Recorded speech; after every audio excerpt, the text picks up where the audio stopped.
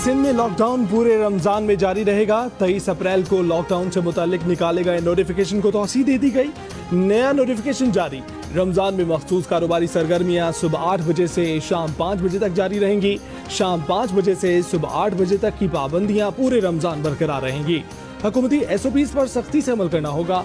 नमाज तरावी घर पर अदा करनी होगी। कंटेनर से उतरो, वजीर आजम बनो। वजीर आजम इलेक्टेड हैं या सिलेक्टेड, अब उन्हें काम करना चाहिए। काम नहीं कर सकते तो इस्तीफा दो, किसी और को आने दो। बिलावल भुट्टो ने वजीर आजम इमरान खान को निशाने पर रख लिया। प्रेस कॉन्फ्रेंस में कहा कि अगर साथ नहीं दे सकते तो मुखालफत ना करें। वजीर आजम से पूछता हूँ कि कौन सी एलीट क्लास है जिसने ये लॉकडाउन नाफिज किया। लॉकडाउन में तौसीह का ऐलान वफाकी वजीर ने किया। कहा वफाक रोजे अव्वल से चाहता है कि सूबे वायरस का मुकाबला खुद करें। सूबों का 1 साल का सेहत का बजट आलमी वबा का मुकाबला नहीं कर सकता। वफाकी हुकूमत वायरस के मुकाबले और मईशत को संभालने के दोनों महाजों पर नाकाम है।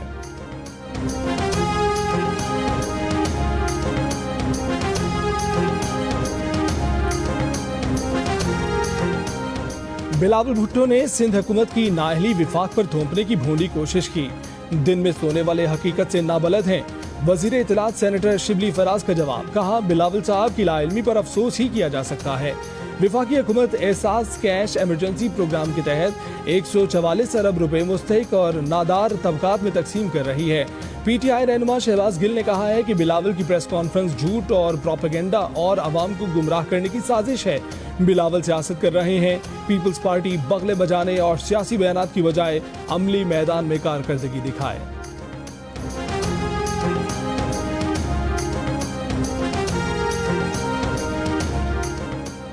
बिलावल भुट्टो की एक प्रेस कॉन्फ्रेंस से हुकूमत की बुनियादें हिल गईं। वफाकी हुकूमत के अनगिनत तर्जुमान मैदान में आ गए। वजीर आजम गालम गलोच ब्रिगेड को कंट्रोल करें। पीपल्स पार्टी की रहनुमा शहरी रहमान का बयान। कहा हुकूमती वुज़रा और लातादाद तर्जुमान होश के नाखुन लें।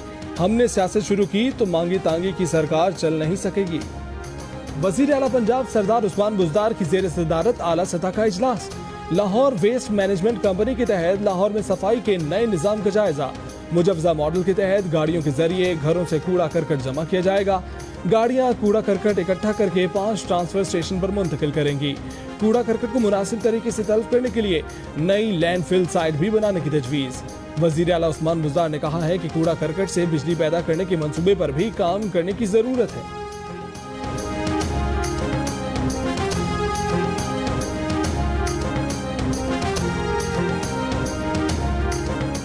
सिंध पुलिस के 70 एहलकार फराइज की अंजामदही के दौरान कोरोना वायरस का शिकार हो चुके हैं।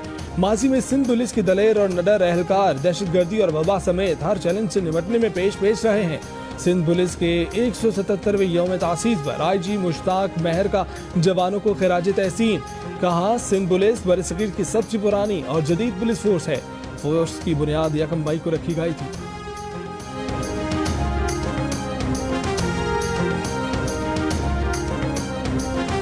मियां नवाज शरीफ की सर्जरी कोरोना के बायस मुलतवी हुई। डॉक्टर्स के मुताबिक वो हाई रिस्क मरीज हैं, इसलिए हर तरह की एहतियात लाजिम है। मरीम नवाज शरीफ का बयान। अवाम से रमजान करीम की खुसूसी दुआओं में याद रखने की अपील।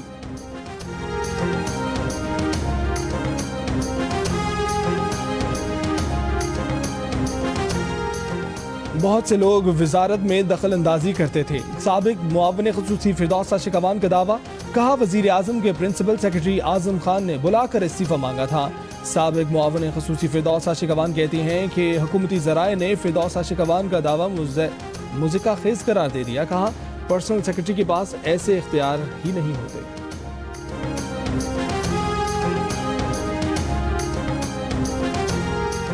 साबिक सरबरा PCB आरिफ अब्बासी ने 25 साल पहले की मुबैना मैच फिक्सिंग का पंडोरा बॉक्स खोल दिया।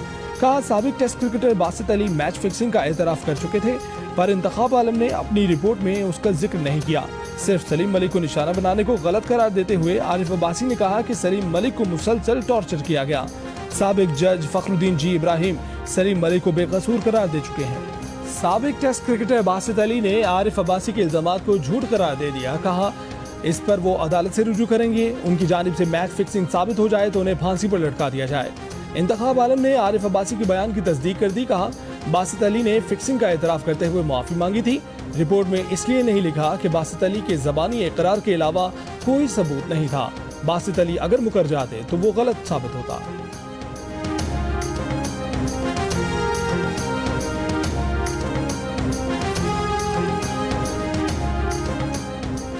पीसीबी के साबिक चीफ एग्जीक्यूटिव आरिफ अब्बासी ने कहा है कि सलीम मलिक को फखरुद्दीन जी इब्राहिम की इंक्वायरी ने क्लियर करार दिया था, फिर जस्टिस कयूम कमीशन क्यों बनाया गया। सलीम मलिक पर इल्जाम लगाने वाले Australian cricketers Shane Warne, Mark Waugh और टिम में गलत साबित हुए।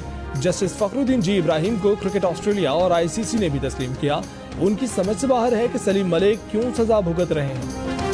स्पीडस्टर शुएब अख्तर और पीसीबी के कानूनी मुशीर तफज्जुल रिजवी आमने सामने। क्रिकेट बोर्ड के वकील ने नाअहल कहने पर शुएब अख्तर को 10 करोड़ रुपए हर्जाने का नोटिस भेज दिया। माफी मांगने का मुतालबा, कहा 10 करोड़ रुपए हर्जाना दें वरना मुकदमे का सामना करने को तैयार रहें। शुएब अख्तर ने कहा कि नोटिस का जवाब उनका वकील देगा। वो खुद तफज्जुल रिजवी की गैर तसल्ली बख्श कारकर्दगी पर कहे गए अपने अल्फाज पर कायम है। शुएब अख्तर और तफज्जुल रिजवी में तलखी उमर अकमल को दी गई सजा पर जियो न्यूज की खुसूसी ट्रांसमिशन के दौरान हुई थी।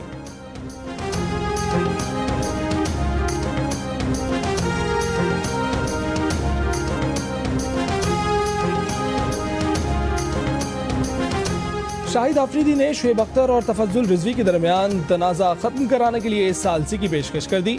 बयान में कहा कि वो दोनों के दरमियान मामला हल करने को तैयार हैं। शुएब अख्तर पाकिस्तान के बेहतरीन बॉलर्स में से एक और टीम के लिए मैच विनर रहे हैं। शुएब अख्तर कह चुके हैं कि वो वकला बिरादरी और कानून का एहतराम करते हैं। उम्मीद है कि तफज्जुल रिजवी के साथ उनके मामलात अफाम व तफहीम से हल हो जाएं।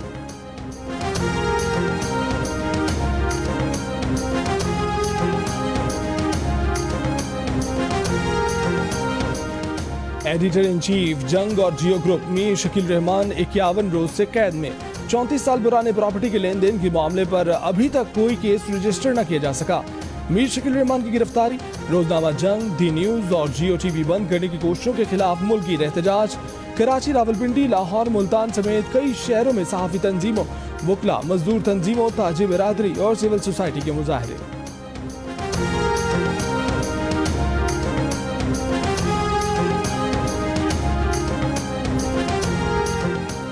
मुस्लिम लीग नून के सेनेटर परवेज रशीद ने कहा है कि मीर शकील रहमान की नाजायज हिरासत का 50 दिन हो गए हैं। दुनिया भर का ज़मीर इस नाइंसाफी के खिलाफ एहतजाज की आवाज़ बुलंद कर रहा है। कोई मुहज़्ज़िब मुआशरा अपने शहरी की आज़ादी 5 लम्हों के लिए भी सल्ब करने की इजाज़त नहीं देता। जब तक अदालत किसी को मुजरिम करार न दे तब तक किसी की आज़ादी छीनना भी जुर्म है।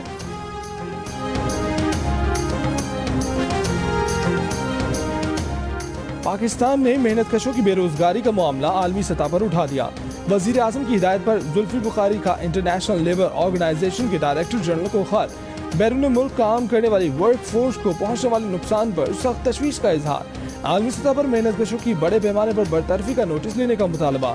जुल्फी बुखारी के पाकिस्तानी वर्क फोर्स रखने वाले मुतादिद ममालिक से राबते, मजदूरों को बेरोजगारी से बचाने के लिए मुख्तलिफ ऑप्शन पर गौर।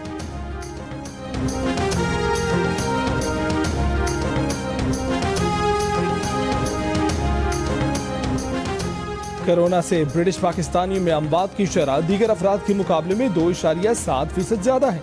मजीद 739 अफराद हलाक, मजमूई तादाद 27,500 से जायद हो गई। बीमार 2.25 लाख से ज्यादा हैं। अमरीका, स्पेन और इटली के बाद बरतानिया सबसे ज्यादा मुतासर। इंग्लैंड में कॉन्टैक्ट ट्रेसिंग ऐप अगले 2 हफ्तों में मुतारिफ करा दी जाएगी।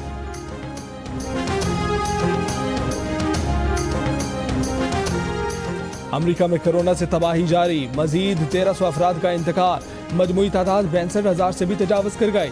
मरीज 11 लाख। रूस में 96 अमवात, 1,15,000 बीमार। कनाडा में भी 200 से जायद हलाकतें, मजमूई तादाद 3,500 से ज्यादा। यूरोप के ज्यादातर ममालिक और ईरान में भी वबा का जोर टूटने पर लोगों ने सुख का सांस लेना शुरू कर दिया। देखिए कामयाब पाकिस्तानियों की जगमगाती कहानियां। जियो न्यूज ले आया मुल्क का नाम रोशन करने वालों की दास्तान। जियो तो ऐसे। प्रोग्राम के मेजबान हैं जंग और जियो के technical officer doctor Umar Saif. जुमे को पहली किस्त में हमजा अली अब्बासी, एएसपी आमना बेग और आयशा चुंदरीगर अपनी कामयाबियों के सफर से जियो न्यूज के नाजरीन को आगाह किया। और कोरोना से डरना नहीं है, लड़ना है। डोंकी किंग भी आगाही के लिए मैदान में आ गया। डोंकी किंग के नए गाने की धूम, इस गाने को गुनगुनाएं, वीडियो बनाएं, जियो न्यूज